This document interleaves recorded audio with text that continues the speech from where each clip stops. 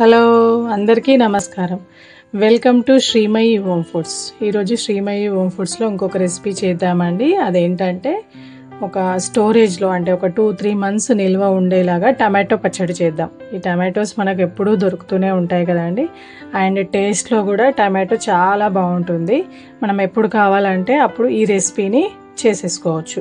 So దానికోసం నేను ఒక 1/2 kg టమాటోస్ని చిన్న చిన్న ముక్కల్లాగా కట్ చేసి పెట్టుకున్నాను. ఇప్పుడు దీనిలోనే కొద్దిగా చింతపండు, అంటే మీరు కొంచెం పులుపు ఎక్కువ ఇష్టపడే వాళ్ళైతే కొద్దిగా ఎక్కువ కూడా వేసుకొని ప్రిపేర్ చేసుకోవచ్చు.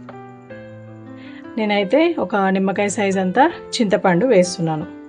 ఈ చింతపండు వేసి దీన్ని స్టవ్ పైన పెట్టి ఉడికించుకుందాం. దీన్ని డైరెక్ట్గా స్టవ్ పైననే పెట్టి అప్పుడప్పుడు కలుపుతూ ఉడికించుకోవాలండి. ఎందుకంటే టమాటోల నుండి వచ్చే వాటర్ తోటే మనకు టమాటా అనేది మగ్గిపోతుంది. ఇందులోనే కొద్దిగా పసుపు,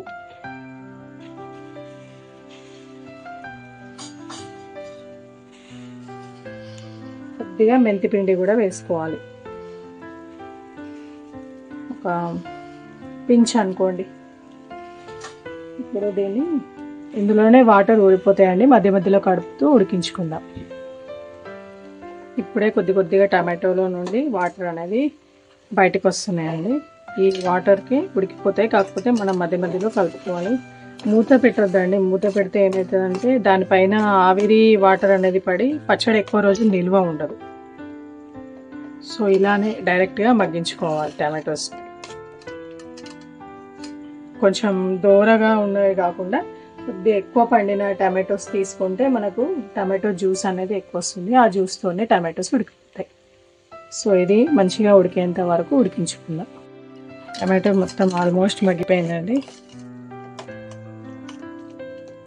ఒక 2 minutes ఉంచి మనం స్టవ్ ఆఫ్ చేద్దాం. పూర్తిగా మగ్గిపోయిందండి టమాటో. స్టవ్ ఆఫ్ చేసి ఇది చల్లారబెట్టుకుందాం. చల్లారబెట్టిన తర్వాత దీన్ని మిక్సీ పట్టేసుకొని నెక్స్ట్ ప్రాసెస్కి వెళ్ళిపోదాం. ఈ టమాటోస్ కూడా చల్లగా అయిపోయినాయండి. ఇప్పుడు వీటిని మిక్సీ జార్లో వేసుకొని మిక్సీ పట్టుకుందాం. ఇందులోనే టేస్ట్కి తగ్గట్టుగా సాల్ట్ కూడా వేసుకోవాలి. కొద్దిగా సాల్ట్ వేస్తున్నాను. కొద్దిగా జీరా కూడా వేస్తున్నాను దీంట్లో. ఇప్పుడు దీన్ని మిక్సీ పట్టుకుందాం మెత్తగా. మెత్తగా కావాలంటే మెత్తగా గ్రైండ్ చేసుకోవచ్చు, లేదంటే మీరు బరకగా కూడా చేసుకోవచ్చు అండి. నేను మధ్య రకంగా చేసుకున్నాను. ఇప్పుడు దీన్ని పోపు వేసుకుందాం. కొన్ని వెల్లుల్లిపాయల్ని దీనిలో కచ్చాపచ్చాలాగా దంచుకోవాలి. మరీ మెత్తగా చేసుకోవద్దండి. ఇప్పుడు దీన్ని మనం పోపు పెట్టుకుందాం.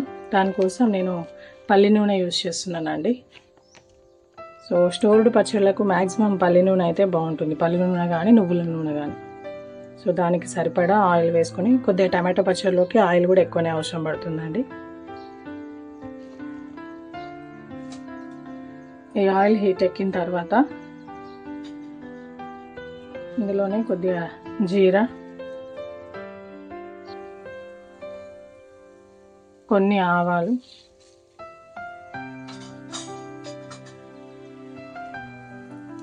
కొద్దిగా 1 టేబుల్ స్పూన్ అలా శనగపప్పు వేసుకోవాలి. ఈ శనగపప్పును బాగా మాడనివ్వాలండి. అంటే కాస్త ఎక్కువ రోస్ట్ అవ్వనివ్వాలి. ఇందులోనే కొద్దిగా కరివేపాకు. మీరు ఇందులో కావాలంటే ఇంగువ కూడా వేసుకోవచ్చు, కానీ నేను స్కిప్ చేస్తున్నాను అండి, వేయట్లేదు.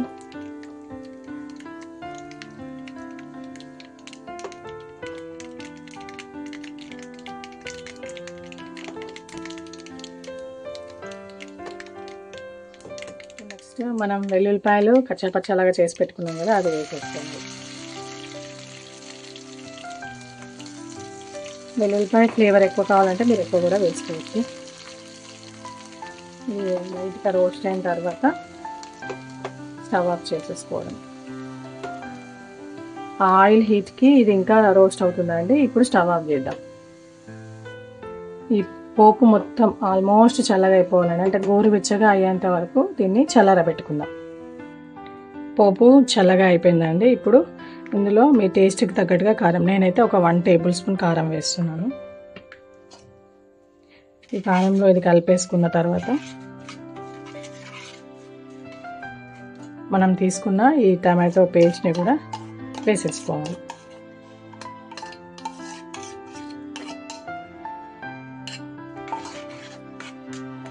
ఉప్పు కానీ మీకు సరిపోకపోతే ఇంకాస్త వేసుకోవచ్చు, అలా అయితే ఎక్కువ నిల్వ ఉంటుంది. సో ఇది మంచిగా కలిపేసుకొని ఒక గాజు సీసాలో కానీ ఈవెన్ ప్లాస్టిక్ డబ్బాలో అయితే డబ్బాలో స్టోర్ చేసుకుంటే 1 మంత్ అయినా పాడవదండి. నేను కాస్త క్వాంటిటీ చేశాను, మీరు ఒక 1 kg వరకైనా చేసుకోవచ్చు.